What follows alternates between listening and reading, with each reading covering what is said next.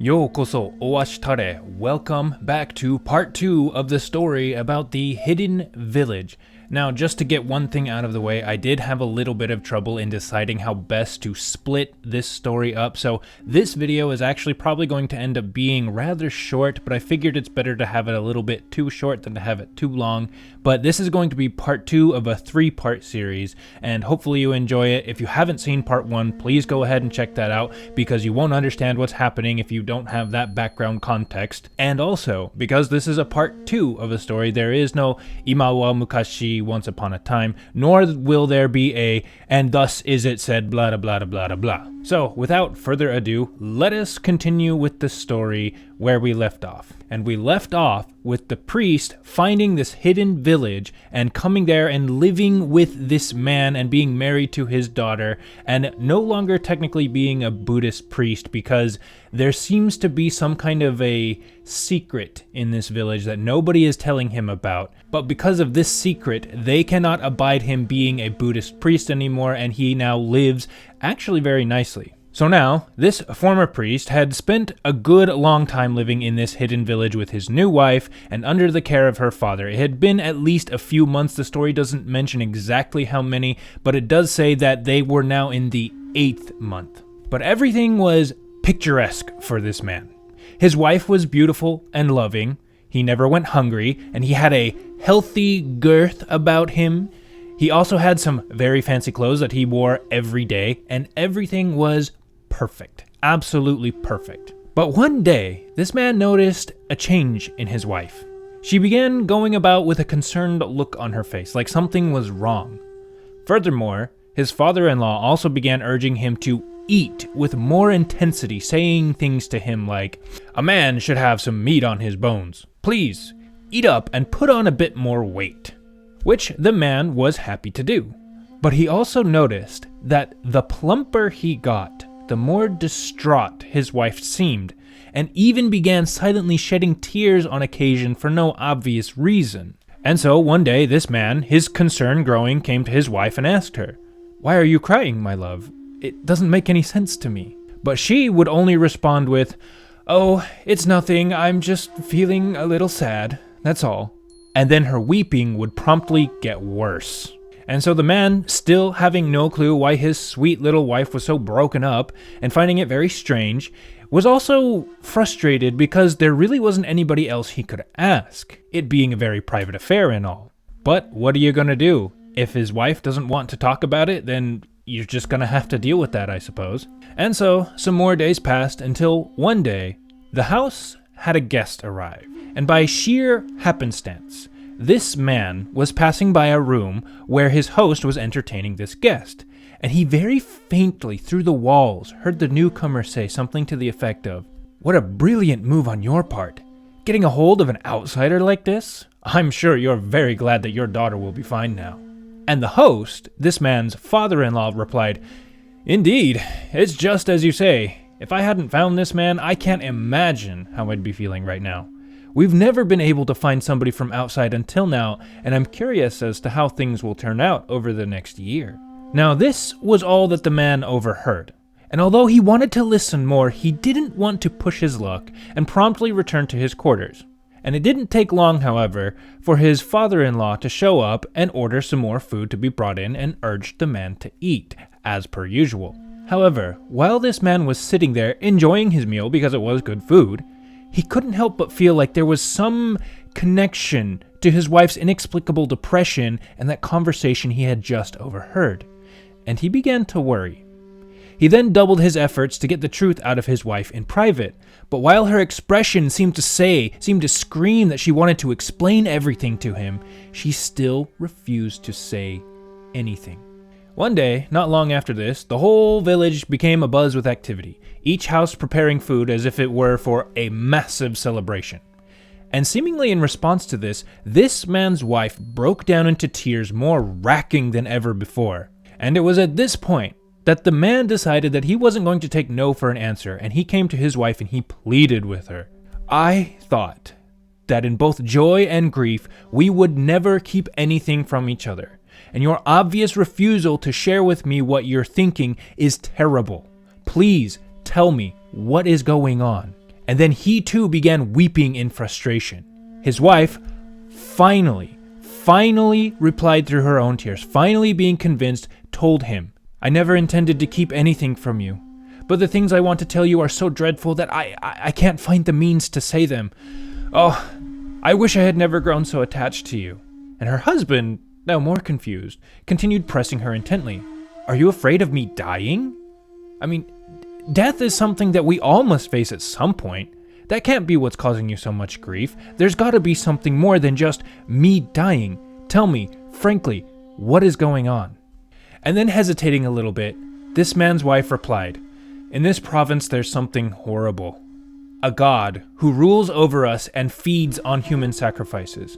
When you first arrived at this village and everyone came to you asking you to stay with them, that is why they did so.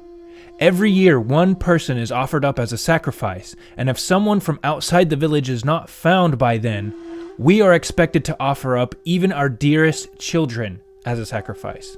If you hadn't arrived, I would have been sacrificed this year, as it is my family's responsibility, and I can't help but be miserable at you going in my stead and losing you so soon." Now, of course, this news shocked this man. He could not believe what he had just heard. However, instead of falling into despair, he simply told his wife after a brief period of thought, "Is that all? That's nothing to be worried about. Can't we just take care of this easily if we just make a fake human and offer it up instead of an actual person? Wouldn't that take care of the issue?" But his wife, in even deeper despair, simply replied, "No, because when the sacrifice is made, the sacrifice is stripped down and made to lie in a very specific way on an altar so that the god can inspect it for himself. And if the sacrifice turns out to be too skinny or unfit in any other way, the god will go on a rampage, destroy people's crops, and people will get sick, and the whole village will fall into chaos. And so, our village has made sure that the sacrifices were all living people who had been fattened up properly before being offered. There is no way around it." And now, when this man heard the story, he finally heard the story. Everything that had happened in the past several months suddenly made sense. The people coming and running to try to get him to come to stay at their house. The debate over who was going to have him. The reason why his wife was suddenly so depressed and sad. And the things that he had heard his host saying to their visitor. And so, realizing the situation, he now became terrified. And he asked his wife in a trembling voice, "What kind of form does this man-eating god take?" And she replied gravely, "I hear he is in the shape of a monkey." And then, after a brief moment of shock, this man recollected himself. He picked himself up and he said to his wife, "Can you find me a sword made from good steel?" And she, taken aback by this a bit and seeming a little confused, replied, "Of course." And promptly, she found a very well-made sword and handed it to them. He then immediately began sharpening the edge as fine as he could, and then stowed it away, somewhere far from the eyes of everyone else in the house. Now understanding the nature of his situation and having prepared a weapon, this man began feasting as much as he could, wanting to be as big and strong as he possibly could get himself in order to face this new challenge. If you want to imagine for a second sumo wrestlers who are legendarily strong in Japanese culture, he was trying to become more like them. He wanted some strength, he wanted some meat on his bones so he could fight whatever it was that he had to fight. Now this delighted his host, his father-in-law, who went about telling all the other villages after this that this year was going to be spectacular for the village, as the sacrifice was probably going to please the god immensely. This was amazing. And thus, no one suspected that this man had ulterior plans, that he was not going to go quietly into the jaws of this evil monkey god. And so, 7 days before the festival, the host of the house called for everyone to see to the standard purification rites, making sure that everyone behaved with ritual purity, and made sure to feed his son-in-law only foods considered appropriately pure. One other thing that they did was they closed their gates to any outsiders, so they couldn't allow any other impurities to sneak on in and disrupt the purification rites. that is something that you will see also in the next video, is that one of the ways that you were expected to purify yourself in purification rites is you were to close your gates to any and all outsiders. All the while, this man's wife counted the days in grief-stricken tears, knowing that the end was coming and there was nothing anybody could do to escape it. This man, feeling very sorry for his wife, however, did what he could to console her. And while his kindness didn't change the situation, he was still going to be offered up as a sacrifice. It did help her feel at least a little better. And so the day of the festival finally came. The lord of the house had his son-in-law bathed, dressed in the finest clothes that he could have made, and had his hair trimmed and set just right and everything taken care of. And the whole time they were being spurred on by a single servant who arrived at the house and complained over and over again that they were going to be late and they needed to hurry up. And so, once all the preparations had been made, the man and his father-in-law both got on separate horses and rode out to the place of ceremony. All the while, this man's wife could only lie in their room and, with the covers pulled over her head, weep and weep and weep.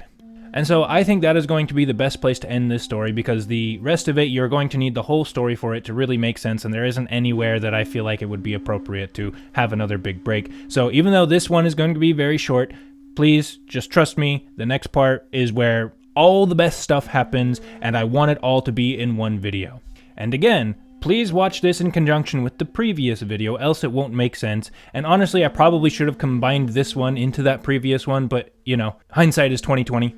If you did enjoy this story, please don't forget to like the video. Please subscribe to the channel so you can be here for part 3 when all the really cool stuff actually happens. Again, I'm sorry to leave you on a cliffhanger, but it's just how it's gotta be. And in the meantime, while you're waiting, there's plenty of other stories I'm sure you could go through. You could even re-listen to some of the other ones. I'm thinking of re-listening to some of the samurai ones because I've forgotten a lot of the details about them, and I'm very curious as to understand the deeper, the more intricate parts of ancient warrior ethics and code of conduct and what their values and such. Anyways, also if you have any questions, please don't forget to let me know in the comments. If I got anything wrong, please also let me know. And hopefully we will see you for the next one. Have a good one, guys. We'll see you next time. Goodbye.